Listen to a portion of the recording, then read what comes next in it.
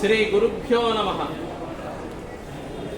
అహల్యాబాయి హోల్కర్ ద్వాదశ జ్యోతిర్లింగములలో ఒకటి అయినటువంటి సోమనాథ్ దేవాలయం ఈరోజు మనందరము చూడగలుగుతున్నామంటే కారకురాలు ఈమె. పరదేశస్థుల పాలనలో ధ్వంసమైన ఆలయాన్ని పునరుద్ధరణ చేసిన పరమ శివభక్తురాలు.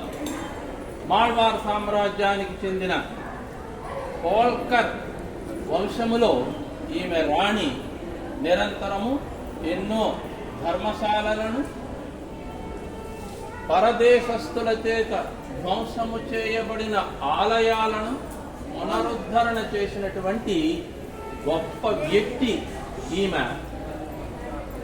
అటు ద్వారక నుండి వారణాసి వరకు ఎన్నో మార్గములలో ఉండే ఆలయములలో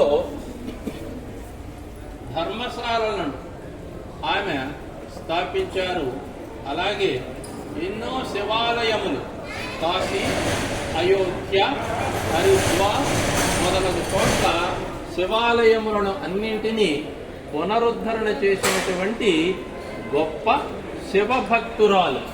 మోక్షగుండం విశ్వేశ్వరయ్య గారి పేరిట 2 మెట్రో స్టేషన్లు ఉన్నట్లుగా ఈమె పేరు మీదుగా ఇండోర్లో విమానాశ్రయాన్ని కూడా స్థాపించారంటే ఆమె యొక్క గొప్పతనాన్ని మనందరం తెలుసుకోవాలి.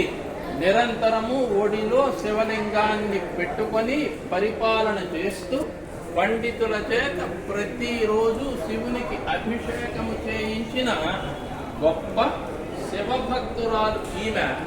ఈమె యొక్క జీవిత చరిత్రను చిలకమర్తి లక్ష్మీ నరసింహం గారు నవలగా రాస్తే 1958 ప్రాంతంలో ఎస్ఎస్ఎల్సి వారికి ఉపవాచకములో ఆమె యొక్క జీవిత చరిత్ర పాఠ్యాంశముగా ఉండేది.